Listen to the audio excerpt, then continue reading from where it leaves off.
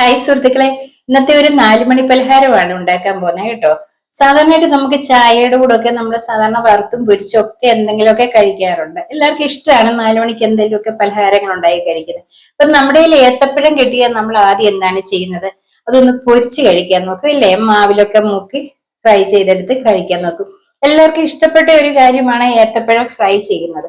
അപ്പൊ ഇന്ന് ഞാൻ ഏത്തപ്പഴം കൊണ്ട് മറ്റൊരു കിടിലം വിഭവമാണ് ഉണ്ടാക്കാൻ പോകുന്നത് കേട്ടോ. എല്ലാവർക്കും ഇഷ്ടപ്പെടുന്നു. നമ്മൾ എന്നും ഒരുപോലെ തന്നെ ഉണ്ടാക്കാതെ അതിന്റെ ടേസ്റ്റ് ഒന്ന് മാറി പിടിച്ചെന്ന് നോക്കാം എങ്ങനെയിരിക്കും എന്നുള്ളത്. അപ്പം മിക്കവാറും ആൾക്കാർക്കൊക്കെ ഇഷ്ടപ്പെട്ട ഒരു കാര്യമാണ്, മിക്കവാറും ആൾക്കാർക്കൊക്കെ അറിയാവുന്ന കാര്യമാണ്. അറിയാവുന്നവർ സ്കിപ്പ് ചെയ്തേരും കേട്ടോ, കാണണ്ട. അറിയാൻ മേലാത്തവർക്ക് വേണ്ടിയാണ് ഞാൻ ഇന്ന് ഈ വീഡിയോ ചെയ്യുന്നത് കേട്ടോ. അപ്പൊ നമുക്കൊന്ന് കണ്ടു നോക്കാം അത് എങ്ങനെയാണ് ചെയ്യുന്നത്. ആദ്യം നമുക്ക് വേണ്ടത് ഏത്തപ്പഴം തന്നെയാണ്. ആദ്യമായിട്ട് നമുക്ക് ഇതൊന്ന് പുഴുങ്ങി എടുക്കണം. അതിനുവേണ്ടി 2 സൈഡ് ഇതുപോലെ മുറിച്ച് ഞാൻ ഇതുപോലെ ഹാഫ് ആക്കുവാണേ.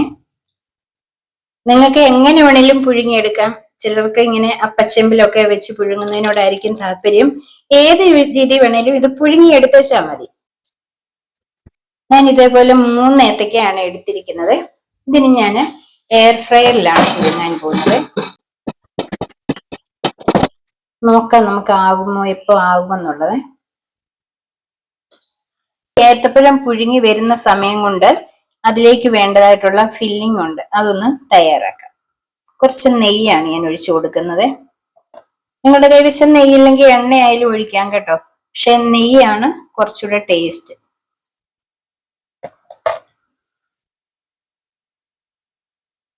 ഇതിലേക്ക് കാഷ്യൂനട്ട് കുറച്ചിടുവാണ്.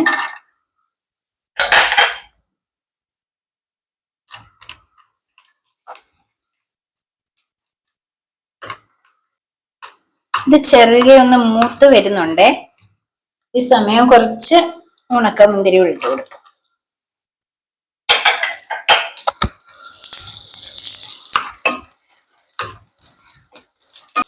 പിന്നെ ഇതിലേക്ക് കുറച്ച് വെളുത്ത എള്ളാണ്. അത് ഒന്ന് മൂത്ത് വന്നു. കുറച്ച് റവ,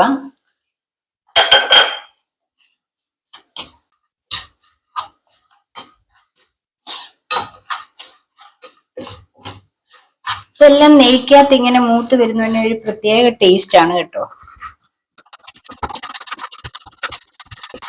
റവ ഇട്ട് കഴിഞ്ഞാൽ ശരിക്കും ഒന്ന് മൂക്കണം കേട്ടോ, അല്ലെങ്കിൽ ഒരു പച്ചച്ചോവ വരും. ഇതിനൊന്നും പ്രത്യേകിച്ച് ഒരു അളവില്ല. നിങ്ങൾ എത്രയാണോ ഏത്തപ്പഴം എടുക്കുന്നത് അതിന്റെ അനുസരിച്ച് അതൊക്കെ നമ്മുടെ ഒരു ഊഹമാണ്, നമുക്ക് എത്ര വേണമെന്നുള്ളത്. ഇച്ചിരി മൂത്ത് വന്നിട്ടുണ്ട്. അതിലേക്ക് തേങ്ങയാണ് ചേർക്കുന്നത്, തേങ്ങാപ്പീര്.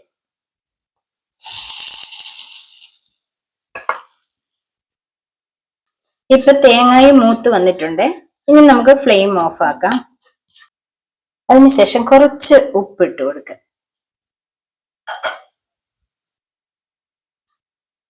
കുറച്ച് മാത്രം ഷുഗർ കൂടെ, പഞ്ചസാര. കാര്യം ഏത്തപ്പഴത്തിന് നല്ല മധുരം ഉള്ളതാണ്. അപ്പൊ ഒരുപാട് മധുരം വേണ്ട അതിന്റെ ഫില്ലിങ്. പിന്നെ ഇതേ ഫില്ലിങ് വെച്ച് ഈ ഏത്തപ്പഴം അല്ലാതെ വേറൊരു സാധനം ഉണ്ടാക്കാം കേട്ടോ. അതിന്റെ റെസിപ്പി ഞാൻ പുറകാലെ പറഞ്ഞു തരാം.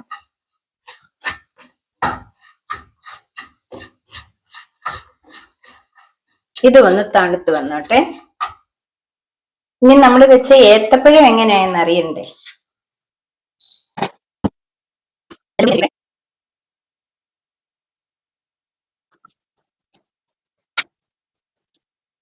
ഇതിന്റെ കട്ടിയായിട്ടുള്ള ഇതുപോലത്തെ നാരൊക്കെ അങ്ങ് മാറ്റാമേ. ഉള്ളിലുള്ള അതിന്റെ ഒരു കുരു പോലില്ലേ, അതൊക്കെയാണ്.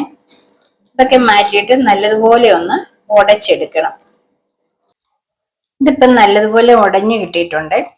ഇനി നമുക്ക് കുറച്ച് നെയ്യ് ഇങ്ങനെ കയ്യിലോട്ടൊന്ന് തൂക്കാം.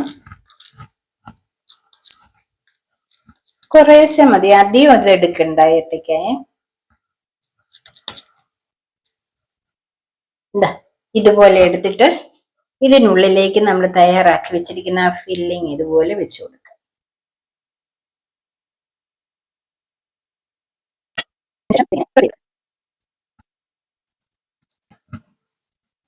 എന്താ ഇതുപോലെ ഞാനിത് റെഡിയാക്കാൻ തുടങ്ങിയപ്പോഴേ നിങ്ങൾക്ക് മനസ്സിലായി കാണുമല്ലോ ഞാൻ എന്താ ഈ സാധനം ഉണ്ടാക്കുന്നതെന്ന്. ഇതിനാണ് പറയുന്നത് ഉന്നക്കായ. പിന്നെ നിങ്ങൾ ഈ ഫില്ലിംഗ് ഉണ്ടാക്കി വെച്ചിട്ട് ഇത് അധികം ഉണ്ടെന്ന് വരില്ല, പേടിക്കേണ്ട കേട്ടോ. ഒരു ടിന്നിൽ അടച്ച് നിങ്ങൾക്ക് ഫ്രിഡ്ജിൽ വെക്കാവുന്നതാണ്, തണുത്തു പോകത്തൊന്നുമില്ല.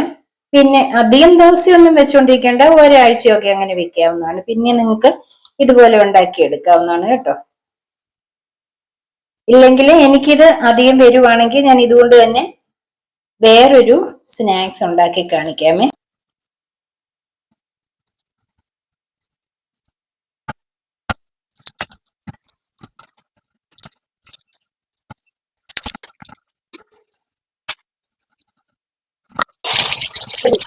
ഞാനിവിടെ 5 ഉണ്ടാക്കി എടുത്തിട്ടുണ്ട്. ഇത്രയും അതിന്റെ ഫില്ലിങ് അധികം വന്നിട്ടുണ്ട് കേട്ടോ. ഞാനിവിടെ ഒരു പാൻ എടുത്ത് എണ്ണ ഒഴിച്ചിട്ടുണ്ട്. ഇതൊന്ന് തിളച്ചു വന്നോട്ടെ. എണ്ണ നല്ലതുപോലെ ചൂടായി വന്നിട്ടുണ്ട്. അപ്പം നമ്മൾ ഈ ഉണ്ടാക്കി വെച്ചിരിക്കുന്ന ഓരോന്നായിട്ട് എണ്ണയിലേക്ക് ഇട്ട് കൊടുക്കും.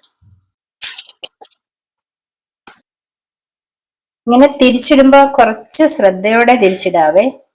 കാര്യം നമ്മുടെ താളത്തിനനുസരിച്ച് തുള്ളത്തില്ല. കാര്യം ഇതിനുള്ളിൽ വെച്ചിരിക്കുന്ന ഫില്ലിങ്സ് ഒക്കെ പൊട്ടിപ്പോവാൻ ചാൻസ് ഉണ്ട്. നമ്മൾ കൂടുതൽ ഇളക്കിയൊക്കെ എടുക്കാമെങ്കിൽ അത് കാരണം ഒന്ന് ശ്രദ്ധിച്ചൊക്കെ ഇത് തിരിച്ചൊക്കെ ഇടാവും.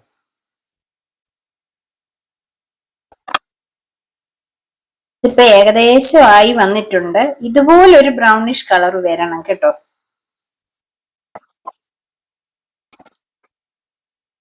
ഇനി ഇത് ഓരോന്നായിട്ട് എണ്ണയ്ക്കകത്തൊന്ന് മാറ്റാം.